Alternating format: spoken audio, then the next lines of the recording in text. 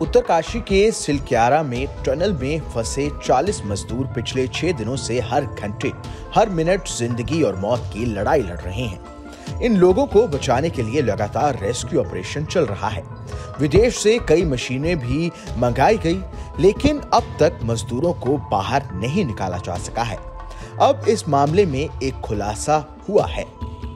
दरअसल अब विशेषज्ञों का ऐसा कहना है कि उत्तरकाशी में हुआ टनल हादसा प्राकृतिक नहीं, इंसानी भूल का नतीजा है। जाने माने भूवैज्ञानिक डॉक्टर पीसी नवानी ने ये बात कही है। उन्होंने कहा कि टनल निर्माण के दौरान जोन के हिसाब से सपोर्ट सिस्टम लगाया गया होता तो ये हादसा नहीं होता। उन्होंने हिमालय के लिए सुरंग निर्माण को सबसे सुरक्षित बताया।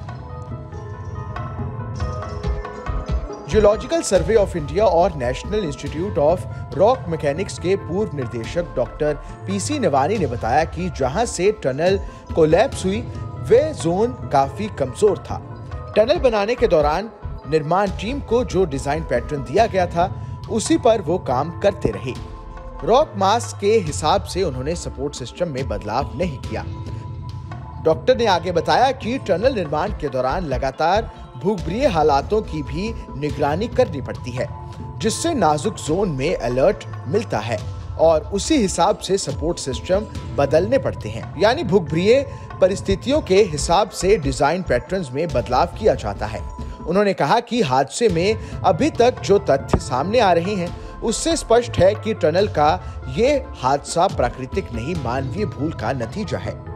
डॉक्टर पीसी नवानी ने आगे बताया कि उत्तरकाशी की मनेरी भाली 2 परियोजना की 16 किलोमीटर की टनल का निर्माण उनकी निगरानी में हुआ था।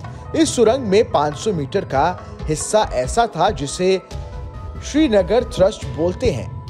डॉक्टर ने आगे बताया कि इस हिस्से की मिट्टी बेहद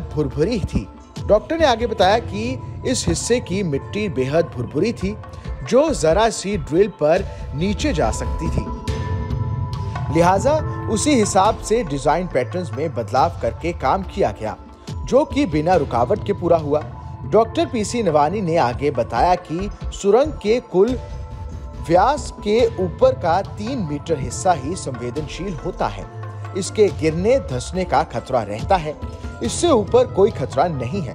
कमजोर हिस्से के हिसाब से ही सपोर्ट देना पड़ता है। उन्होंने ये भी बताया कि सुरंगों से हिमालय को कोई खतरा नहीं है। सुरक्षित तरीके से टनल निर्माण होने के बाद से ये 100 से 150 साल तक चलती है, जबकि सामान्य तौर पर सड़कें हर साल आपदा में टूट जाती हैं।